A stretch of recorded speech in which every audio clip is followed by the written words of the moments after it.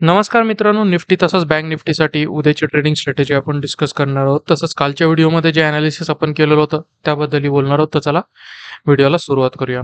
आपल्याला रेंज मिळालेली होती. अपर साईडला रेजिस्टन्स होतं 22,530, डाऊन साईडला 22,410. आपण आज बघू शकतो या लेवलच्या आसपास आपण ओपन झालोय मार्केटमध्ये. ओपनिंग आपल्याला मिळाली आहे आणि इथून बघू शकतो का मी आजही एक फिक्स रेंजमध्येच मार्केटने दिवसभर ट्रेड केलेलं आहे. वन डेच्या टाइम फ्रेमवर जर जायचं जर झालं तर मी काल तुम्हाला क्लिअरली बोललेलो होतो की होऊ शकतं की मार्केट जे आहे थोड्याशा इनसाइड कॅन्डल याच्या आसपास आता बनवताना दिसू शकतं. आणि आजही जर बघितलं तर सेलिंगचा भरपूर अटेम्प्ट झाला, पण डाऊन साईडला जे लेवल होते ना 22,400 वगैरे, 22,500च्या आसपास स्ट्रॉंग सपोर्ट असूनही, स्ट्रॉंग रेजिस्टन्स असूनही इथून सेलिंग म्हणावी तशी काही इनिशिएट झाली नाही आणि हा गॅप अजून काही फिलअप झालेला नाही.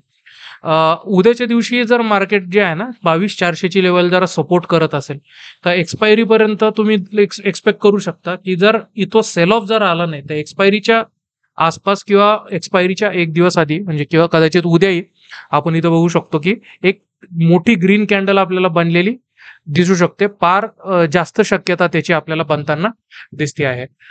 फक्त बघायचं आहे की मार्केट जे आहे ही रेंज कुठल्या साईडला ब्रेकआउट किंवा ब्रेकडाऊन देऊन आपल्याला तिकडे कंटिन्यू करताना दिसते. डेटाकडे जर नजर टाकायचं झाला तर 0.88च्या आसपास डेटा आहे, 0.9च्या आसपास. ठीक आहे, न्यूट्रलच्या थोडंसं खाली आलेलं आहे, ओव्हरसोल्ड मध्ये नाही आहे. रेजिस्टन्स जर बघितलं तर आजही फक्त 22,500च्या लेवललाच आहे. सपोर्ट तसेच्या तसे इंटॅक्ट आहे, थोडंफार याच्यामध्ये चेंजेस झालेले, पण रेजिस्टन्स फ्रेशली कुठं इथं बिल्डअप झालेलं नाही 500च्या लेवल नंतर. आणि आज क्लोजिंग पण जर बघितली ना तर 500च्या फार जास्त खाली झालेली नाही आहे. ऑलमोस्ट 500च्या आसपास 500-530 ही जी लेवल आहे ना याच्या आसपासच झालेली दिसते. जर आता ही लेवल जर निघाली ना आणि इथं ब्रेकआउट पण आपल्याला दिसतोय, जर हे जर झालं तर अपर साईडला कालच्या सारखंच आपण जे टार्गेट ऑलरेडी आखून चाललोय 22,690 ते दुसरं टार्गेट 22,820 ची लेवल आपल्याला येताना दिसू शकते. फार जास्त काही चेंजेस नाही आहे, रेंजमध्ये आहे. आणि ह्या रेंजमध्ये मी क्लिअरली सांगितलेलं होतं की नो ट्रेडिंग झोन आहे, इथं आपल्याला कुठलीही ट्रेड घ्यायची नाही आहे. सेम केस बँक निफ्टीमध्ये बघायला मिळाली. ह्या रेंजमध्येच मार्केटने आज दिवसभर कारभार केलेला आहे, आपण बघू शकतो. याचंही ब्रेकआउट ब्रेकडाऊन जिकडे येईल तिकडे चांगलं मोमेंटम बिल्डअप होताना दिसू शकते.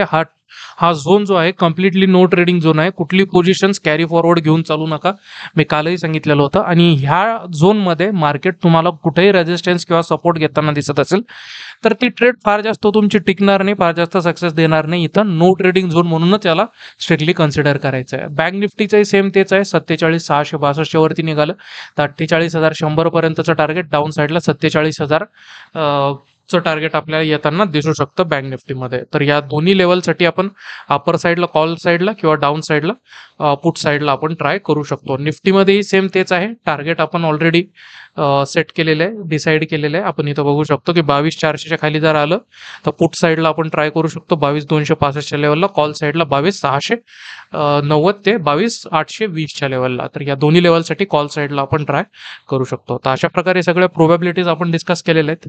आशा करतो की तुम्हाला हे सगळं एक्सप्लेनेशन जे आहे ते समजलेलं असेल. काही डाऊट असेल तुम्ही इंस्टाग्राम किंवा कमेंट सेक्शनमध्ये विचारू शकतात. आशा करतो की उद्याचा ट्रेडिंगचा दिवस आहे तुमचा चांगलाच असेल. व्हिडिओ आवडला असेल तर लाईक, सबस्क्राईब आणि शेअर करायला विसरू नका. भेटूया उद्याच्या व्हिडिओमध्ये. धन्यवाद.